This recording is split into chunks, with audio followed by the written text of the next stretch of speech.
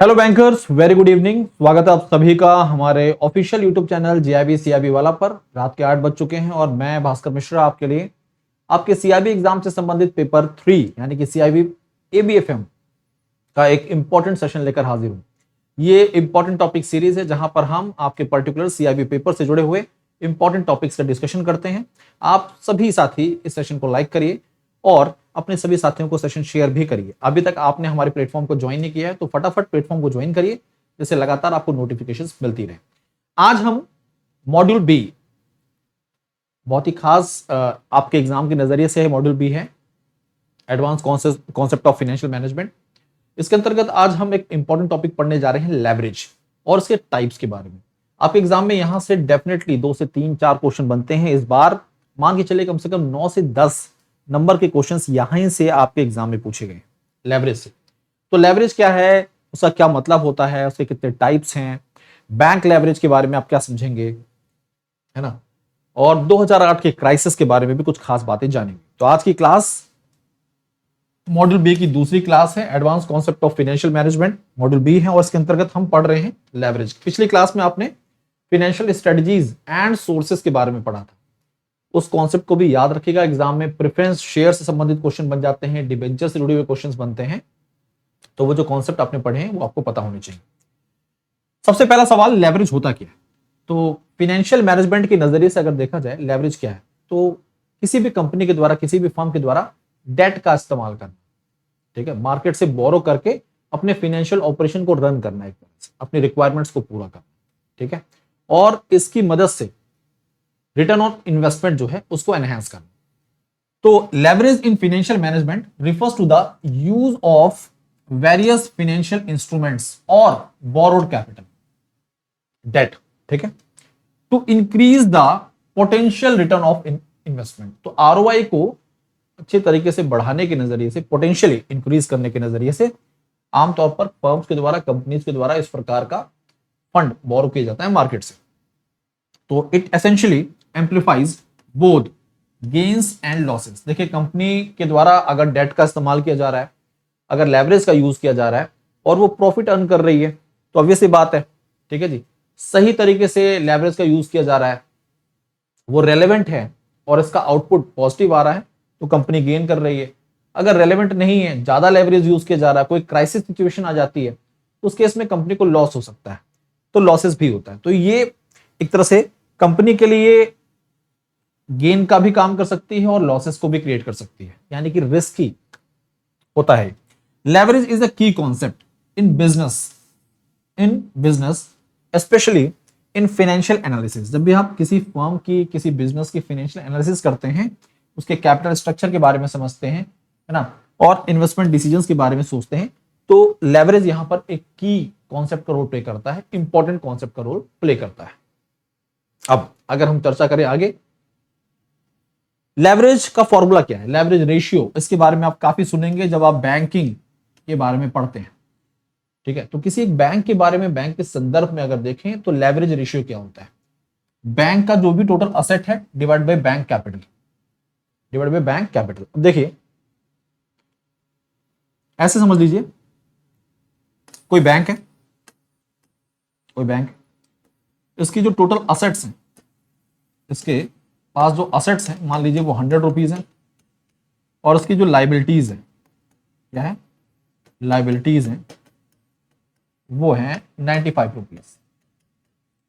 तो जो उसका डिफरेंस होगा, असेट माइनस लाइबिलिटी, वही क्या होगा, बैंक कैपिटल होगा। ये क्या होगा, बैंक कैपिटल होगा, और वो कितना आ रहा है, 5 रुपए, 5 रुपीज। अब इस डेटा के हिसाब से अगर हम लेवरेज रेशियो पता करें, तो बैंक असेट कितना था, 100 रुपीज, और बैंक की कैपिटल कितनी आई है, 5 रुपीज, तो ये कितना आ रहा है आपका, 20। लेवरेज रेशियो कितना आ रहा है, 20 आ रहा है। क्योंकि किसी भी बैंक के पॉइंट ऑफ व्यू से देखा जाए, किसी भी संस्था के नजरिए से देखा जाए, ये हाई लेवरेज है, और ये बैंक की परफॉर्मेंस के लिए और मार्केट में कभी भी कोई फ्लक्चुएशन या रिस्क आते हैं उस नजरिए से सही नहीं है। इसलिए बेसल 3 नियम के अंतर्गत भी ये बात बोली गई है, और रिजर्व बैंक ऑफ इंडिया इस बात को इंप्लीमेंट करने की कोशिश भी करता है कि बैंकों का लेवरेज इतना हाई ना हो। 2008 के क्राइसिस की बात करें, और खासकर बैंकिंग क्राइसिस की बात करें तो बैंकों का हाई लेवरेज रेशियो उसका एक बड़ा कारण बना था। ठीक है साथियों, तो आगे बढ़ते हैं और कुछ और बातों को समझते हैं। The leverage that banks use is similar to a business using debt to increase its earning. ठीक है, अब ऐसे समझ लीजिए सरल भाषा में कि किसी भी बिजनेस के द्वारा मार्केट से डेट का इस्तेमाल किया जाता है अपनी अर्निंग्स को बढ़ाने के लिए, सेम उसी तरह से बैंक भी, है ना, जो लेवरेज यूज करता है वो इसी के इक्विवेलेंट है। बैंक का भी मेन कॉन्सेप्ट होता है अपने बिजनेस को आगे बढ़ाना, अर्निंग, अपनी ईपीएस को अर्न करना, एनहेंस करना। After all deposits are just money that bank owes to its depositors, hence the leverage ratio is the same as the debt ratio used to determine the leverage of other business types। ठीक है, जब भी हम leverage ratio की बात करते हैं तो नंबर ऑफ लेवरेज रेशियोज हैं, उनके बारे में हम आगे जानेंगे। ओके साथियों, अब यहां पर एक छोटा सा एग्जांपल लेते हैं। The return on equity, return on equity, ठीक है, can be increased by increasing leverage. समझिएगा, यहां पर कई बार आपके एग्जाम में रिलेशन पूछ लिए जाते हैं। तो आरओई, यहां पर बात किसकी जा रही है? रिटर्न ऑन इक्विटी की बात की जा रही है, और ये प्रॉफिटेबिलिटी को मेजर करने के लिए इस्तेमाल किया जाता है। किसको मेजर करने के लिए? प्रॉफिटेबिलिटी को मेजर करने के लिए यूज किया जाता है। तो return on equity can be increase, हम आरओई को बढ़ा सकते हैं, एनहांस कर सकते हैं while using increasing leverage, leverage को बढ़ाकर। But banks can only increase leverage by so much because with increase leverage comes increase risk. अगर हम बात करें बैंकों के पॉइंट ऑफ व्यू से, अगर हम ज्यादा लेवरेज यूज कर रहे हैं तो रिस्क भी क्या हो रहा है? बढ़ रहा है। यहां पर एक एग्जांपल लिया गया है, देखिए एक हाइपोथेटिकल बैंक के बारे में जानकारी, जैसे अभी मैंने आपको बताया बैंक का असेट 100 है, उसकी लायबिलिटीज 95 है, बैंक कैपिटल कितना है? 5 है। समझिएगा, यहां पर हमने लेवरेज रेशियो कैलकुलेट किया था, वो कितना आया था? 20। लेवरेज रेशियो जो कैलकुलेट किया था वो कितना आया था साथियों? वो आया था 20। अब देखिए, this is a leverage ratio of 20:1। तो लेवरेज रेशियो कितना आया था? 20:1, यानी कि 100 रुपीज पर 5 रुपए। If the values of its asset drop just 5%। अब सोचिए ऐसे कि बैंक की जो वैल्यूज, बैंक के पास जो भी असेट्स हैं उनकी वैल्यूज अगर 5% भी नीचे गिर जाए, सोचिए, तो जो बैंक की कैपिटल है 5 रुपए, वो वाइप आउट हो जाएगी, बैंक के पास कुछ नहीं बचेगा। समझिएगा, this is leverage ratio of 20:1। If the value of its assets, bank के जो असेट्स हैं उनकी वैल्यू अगर 5% भी ड्रॉप होती है, then the bank's capital will be wiped out, उसकी वैल्यू मार्केट में जीरो हो जाएगी। To protect the safety of the banking system, the regulator जैसे Reserve Bank of India in India restricts the amount of leverage that banks can have. Basel का concept है, RBI के द्वारा इसे implement किया गया है कि बैंकों का लेवरेज इतना ज्यादा ना हो, जैसे कि कोई मार्केट में क्राइसिस जैसी सिचुएशन आए तो बैंक बर्बाद हो जाए, इंसॉल्वेंट हो जाए, जैसे अमेरिका में हुआ था, यूरोपियन बैंकों का हाल हुआ था 2008 में। ठीक है, अब हम बात करते हैं टाइप्स ऑफ लेवरेज की। टाइप्स ऑफ लेवरेज बेसिकली देखा जाए तो 3 हैं, फिनेंशियल लेवरेज, ऑपरेटिंग लेवरेज और कंबाइंड लेवरेज। आज इनके बारे में बेसिक बातें समझेंगे, कल से इन पर हम कॉन्सेप्ट और न्यूमेरिकल के आधार पर और जानकारी लेंगे। ठीक है साथियों, तो 3 प्रकार के लेवरेज हैं, फिनेंशियल लेवरेज, ऑपरेटिंग और कंबाइंड लेवरेज। सबसे पहले हम पढ़ते हैं फिनेंशियल लेवरेज के बारे में, उसकी डेफिनेशन यहां दी गई है। फिनेंशियल लेवरेज से हम क्या मेजर करते हैं? It measures the effect of debt. कोई भी कंपनी है उसके द्वारा जो भी लेवरेज यूज किया जा रहा है। ठीक है, अब हम बात कर रहे हैं यहां पर किसकी? फिनेंशियल लेवरेज की। इस फिनेंशियल लेवरेज से हम क्या मेजर कर रहे हैं, क्या पता करने की कोशिश कर रहे हैं कि क्या इफेक्ट होता है इसका? डेट का, जो भी कंपनी के द्वारा डेट यूज किया जा रहा है, इसका क्या इफेक्ट है किस पर? On companies earning per share, EPS पर क्या इंपैक्ट पड़ रहा है, कंपनी के ईपीएस पर क्या इंपैक्ट पड़ रहा है। It arises from the presence of fixed financial cost like interest, like interest. ठीक है, अब इसकी कुछ कैरेक्टरिस्टिक समझ लीजिए। हाई फाइनेंशियल लेवरेज है तो हायर फाइनेंशियल रिस्क भी होगा। ठीक है, अगर फाइनेंशियल लेवरेज ज्यादा है बहुत, तो रिस्क भी, फाइनेंशियल रिस्क भी ज्यादा है। और किस प्रकार का रिस्क यहां पर? फाइनेंशियल रिस्क है। यूज टू एनहांस रिटर्न्स, अब देखिए इसका इस्तेमाल कहां होता है? आमतौर पर use to enhance returns to shareholders when return on investment exceed the cost of debt, exceed the cost of debt. Financial leverage का फॉर्मूला, बेसिक का फॉर्मूला है, उसके बारे में भी आपको पता होना चाहिए, होता है डिग्री ऑफ फाइनेंशियल लेवरेज। जब हम कैलकुलेट करते हैं तो कैसे पता करते हैं? EBIT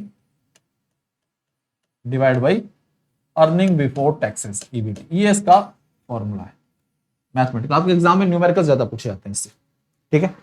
दूसरा हम पढ़ने जा रहे हैं ऑपरेटिंग लेवरेज के बारे में।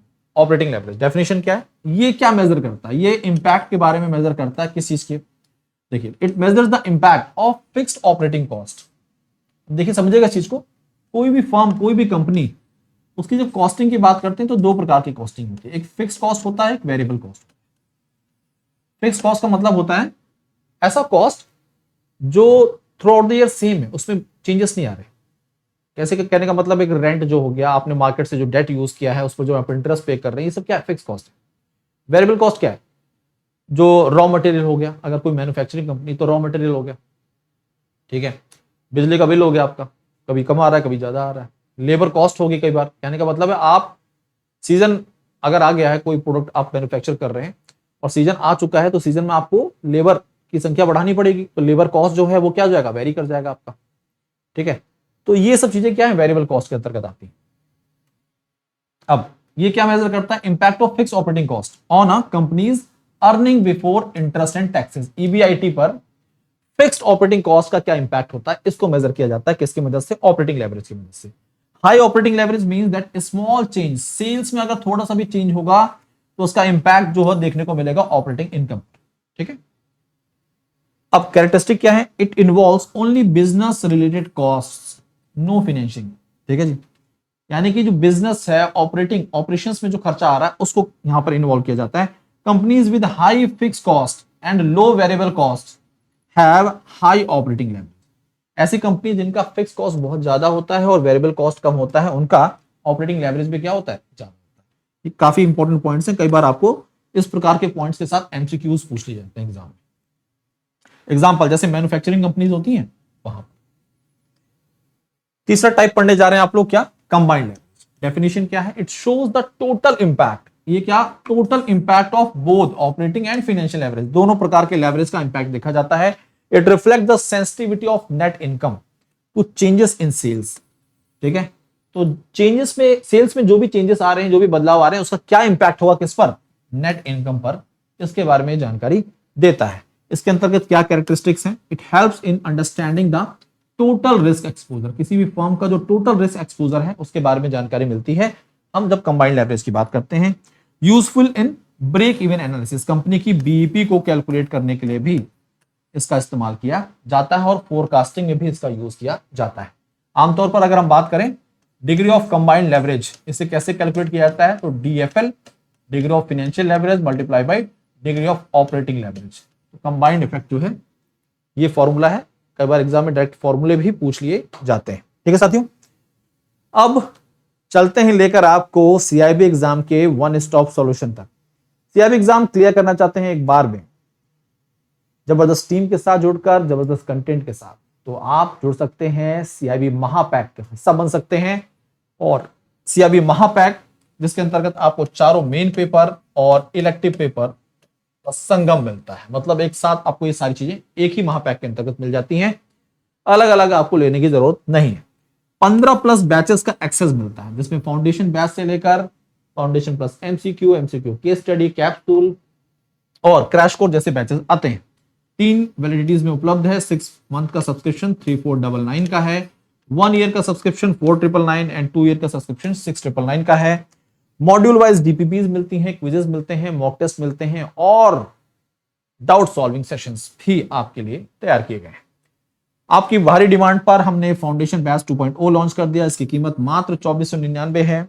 आप सभी साथियों के लिए यहां पर फाउंडेशन बैच, पहला बैच जो था वो भी रन हो रहा है मात्र 2499 में।